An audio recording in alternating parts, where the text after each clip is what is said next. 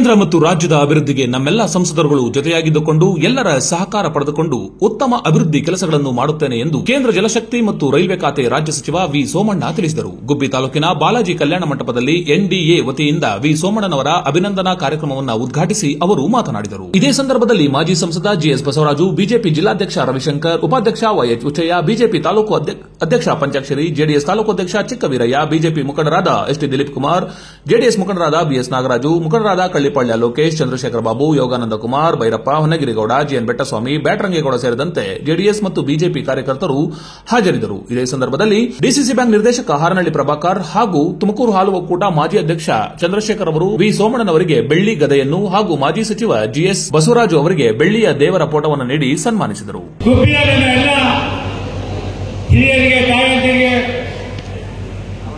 ಮತದಾರ ಬಂಧುಗಳಿಗೆ ಹಾಗೂ ನಮ್ಮ ಮುಖಂಡಗಳಿಗೆ, ಜನಪ್ರತಿನಿಧಿಗಳಿಗೆ ವಿನಂತಿ ಮಾಡ್ತೇನೆ.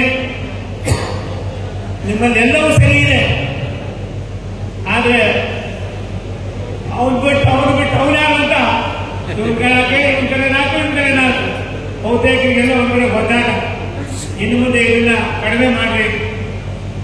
ಹಣೆ ಬರ ಯಾರಪ್ಪಂದು ಅಲ್ಲ. ನನ್ನ ಜೀವನದಲ್ಲಿ ನಾನು ನಿರೀಕ್ಷೆ ಮಾಡಿರಲಿಲ್ಲ. ದಿಲೀಪ, ನಿಮ್ಮೂರು ಬರ್ತಿರೋದ ನಾನು ನಿರೀಕ್ಷೆ ಮಾಡಿರಲಿಲ್ಲ. ಭಗವಂತನೇ ಗುರುಗಳ ಆಶೀರ್ವಾದ. ಎಲ್ಲರಿಗೂ ಏನೆಲ್ಲ ಆಗಿದೆ ಅಂತ ಜನ ತಲೆಗೆ ಹಾಕೊಳ್ಳಿಲ್ಲ.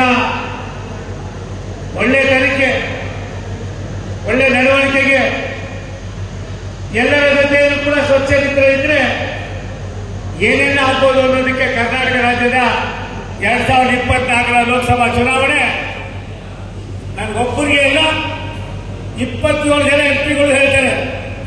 ನನ್ನೊಬ್ಬರು ಬಿಟ್ಟು ನಿಮ್ ಭಾರಿ ಅದೃಷ್ಟವಂತ ಕಣೆ ಹೇಳ್ತಾರೆ. ನಿಮ್ಮ ಮನೆ ಕಾಲ ನಾನೇನು ಅದೃಷ್ಟ ಅಂತ 2 ಸಾರಿ ಸೋತೇನೆ ಅಂದ್ರೆ 2 ಸಾರಿ ಸೋತೆಯಪ್ಪ. 3ನೇ ಸಾರಿ ತುಮಕೂರ್ಗೆ ಹೋದೆ, 1.25 ಲಕ್ಷದಲ್ಲಿ ಗೆದ್ದೆ. ಕೇಂದ್ರದಲ್ಲಿ ಮಂತ್ರಿ ಮಾಡಿಬಿಟ್ಟು ನಮ್ಗೇನ್ ಮಾಡಿದ್ರು. ಅದಕ್ಕೆ ಯಾವತ್ತೂ ತಮ್ಮ ವಿನಂತಿ ಮಾಡ್ತೀನಿ, ವಯಸ್ಸದೇ ಬಂದ ಭಾಗ್ಯ ಆಗೋದಕ್ಕಿಂತ ಹೆಚ್ಚಾಗಿ ನನ್ನ 45 ವರ್ಷದ ರಾಜಕಾರಣದಲ್ಲಿ ನಾನು ಯಾರನ್ನು ಯಾವ ಜಾತಿ ಅಂತ ಕೇಳಿಲ್ಲ, ಯಾವ ಹೊರದವರು ಅಂತ ಕೇಳಿಲ್ಲ. ಅರ್ಹತೆ ಅನ್ನೋದನ್ನು ಮಾತ್ರ ಮಾನದಂಡವಾಗಿ ಇಟ್ಕೊಂಡು ಕೆಲಸ ಮಾಡಿದವನು.